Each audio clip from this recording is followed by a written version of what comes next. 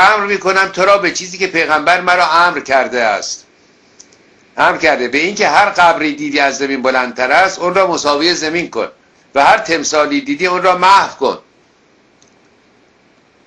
یعنی شما که مونالیزا رو می‌دید دست مولای متقیان، با اون خنجر معروف نصفش میکرد، یا مجسمه دیوید امانش نمیداد.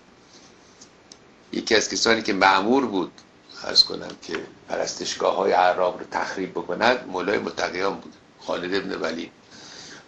میگوید قبر خراب کن. خب به همین بهانه قصرها رو خراب کردن. چه قصرهایی خراب کردن دستور اسلام عزیز. حالا آقای اوباما برای ما آیت الله کم داشتیم، آقای اوباما هم برای ما آیت الله اسلام شناس شد. آقا برو دنبال کار زندگی، بذار ما بدبختی خودمون بسازیم. آقا شما دیگه چی میگی واسه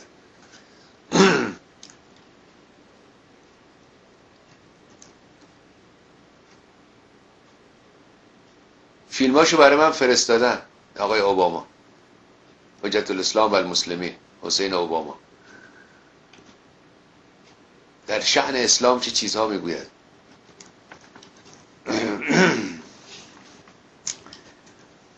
و هر تمثالی دیگه اون را محو کن. اکنون باید پرسید که شما با داشتن چنین دستورهایی که بعضش در اینجا گفته شد چگونه به خود اجازه میده این همه گنبد و بارگاه برپا شود؟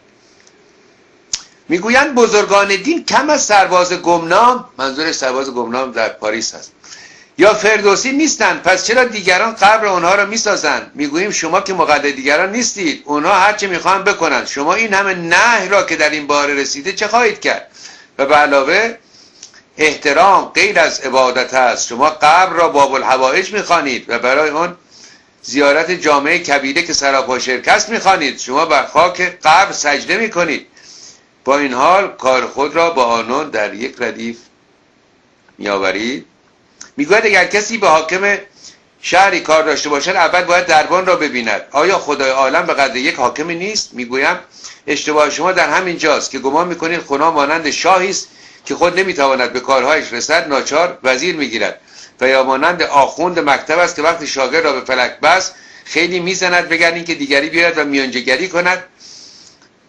این داستان اشاره است به شفیع روز قیامت. یعنی شما در فرهنگ شیعه شما هر جنایتی از اون بدتر نیست انجام بده، شما اون رذیلتی که در جهان هست انجام بده، اشکالی نداره. یه پولی با آخوند بده، علی ابن ابی طالب شفیع روز قیامت میاد میره و تمام قوانین رو زیر پا میذاره و پارتی میشه شما میفرسته به بهشت. یعنی این فساد اجتماعی که در ایران بوده از روزگار قدیم این رو به بهشت خدا هم ما متصل کرد. دین امروز میگوید دوم از اصول دین عدل است، ولی مانند گندم نمایان جوفروش خدایی را که در عمل به ما نشان میدهد میبینیم خیلی ستمکار و کارهایش خیلی کودکانه است. زیرا این خدا کاهی را به کوهی میبخشد و کوهی را به کاهی. این خدا به بها نمیدهد ولی به بهانه میدهد. این خدایی است هر دم خیال که امروز تصمیم میگیرد و فردا از راهش بر میگردد. در کافی با سند صحیح رسیده که خدا قیام قائم را سال 70 هجری معین کرده بود، ولی چون مردم امام حسین را کشتن خدا اهل زمین را غضب کرد و آن را به سال 140 هجری پس انداخت. و چون ما این را به شما گفتیم و شما هم به مردم گفتید، دیگر خدا برای این کار وقتی پیش ما نگذاشت. در جای دیگر است که امام جعفر صادق اسماعیل را جانشین خود کرد. پس چون از اسماعیل کاری سر زد که نپسندید، جانشین خود را موسی کرد. بله، این خدا برای یک عزاداری یا زیارت ثواب 1000 شهید و به روایتی 100,000 شهید و به روایتی 1000 شهید میدهد. اگر خدا همین طور است که ما شناختیم، چه اندازه بدبخت بودن شهیدان بدر و احد که نفهمیدن دستگاه این خدا بچه بازی است و بی جهت جان شیرین خود را فدا کردند. و چه اندازه خوشبختیم ما که چنین خدایی را شناختیم و در نتیجه آسوده میخوریم و میخوابیم و با یک زیارت ثواب 1000 شهید بدر را میبریم. آفرین به این تردستی که حقه‌بازان دنیا باید پیش شما ایوالله بگویند، زیرا اونها تنها چشم‌بندی میکنن و شما هم چشم‌بندی میکنید و هم عقل بندی.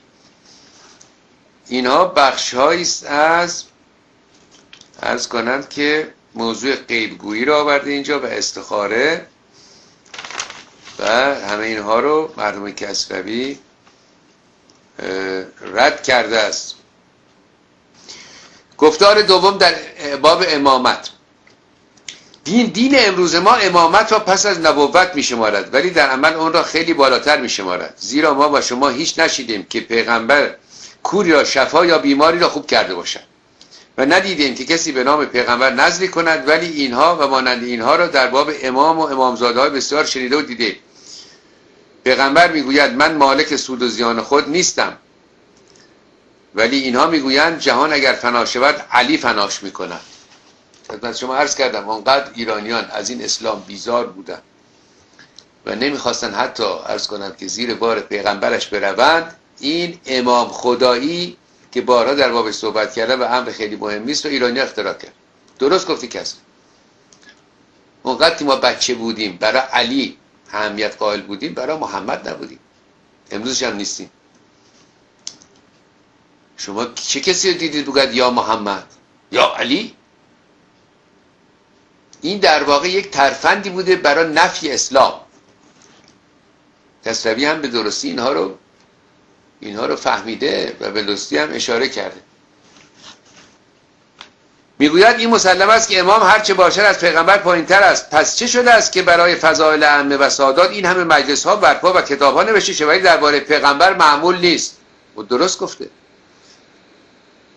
آیا علت اینها را جز همچشمی و لجبازی چیز دیگری میتوان دانست؟ ما خود بیماری داشتیم نوبه‌ای، وقتی تب میکرد پرستارش میگفت چه کنیم؟ خدا خواسته. و چون خوب میشد میگفت از برکت ائمه اطهار راحت شد. وقتی مریض میشد به خدا نسبت میدن، وقتی خوب میشه ائمه خوبش کرد، ائمه اطهار. بعدها دیدم این طرز فکر عمومی است که پیشامدهای بد را از خدا و پیشامدهای خوب را از ائمه میدانند و پیغمبر را هم از هیچ طرف به حساب نمیآورند.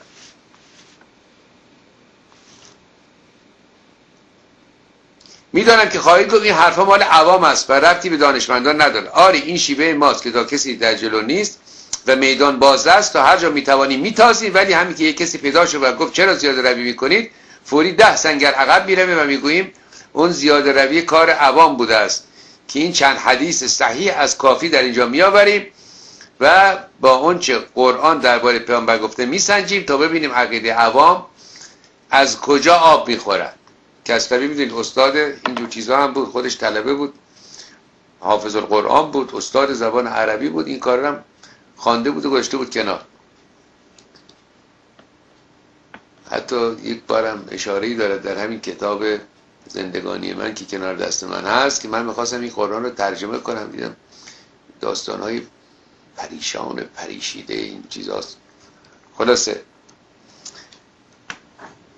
ابن حمزه گفت، ابی حمزه گفت وارد شدم برو و دیدم از زمین چیزی جمع میکنه. گفتم اینها چیست؟ گفت خرده های پر ملائکه است جمع میکنم و از آن بردی برای فرزندان خود میسازیم. در جای دیگر است که پس از رحلت پیغمبر جبرئیل برای دلداری فاطمه میآمد و او را خبر میداد به پیشامدهای آینده و امیرالمومنین اونها را مینوشت. و در جای دیگر درباره این مصحف میگوید 3 برابر قرآن شماست و قسم به خدا نیست در آن از قرآن شما حرفی، ولی در قرآن میگوید وحی را روح الامین بر قلب تو میفرستد و هیچ نامی از وحی آوردن جبرئیل و یا پر و پشم آن در میان نبوده. به علاوه اگر این احادیث صحیح راستی صحیح باشد، پس اسلام به جای یک پیغمبر 14 پیغمبر خواهد داشت. و نیز در کافی است که زراره گفت از امام چیزی پرسیدم جوابی داد و دیگری آمد و همان را پرسید جواب دیگری داد و باز دیگری آمد و همان را پرسید جواب دیگری داد. بعد گفتم 3 نفر از شیعیان شما یک چیز از شما پرسیدن و شما 3 جواب دادید. گفت برای این است که اختلاف میان آنها افتد و شناخته نشود. و در چند حدیث دیگر جوابی به این مضمون داده شد که این اختیاری است به ما واگذار شده. بله این احادیث هم صحیح باشد دیگر چه عرض کنم؟ اگر این احادیث صحیح باشد دیگر چه عرض کنم میگوید. و در باب کتاب‌های تفسیر اینجور چیزها، در باب رفتار پیغمبر و ائمه و اینها، این کتاب خیلی خیلی جالبی است. یک دوست محترمی از ایران برای من فرستادن به انضمام کتاب‌های دیگر. از ایشان بسیار سپاسگزار هستم که این نوشته‌های کسروی رو برای من فرستادن. وارتان جان، مثل وقت ما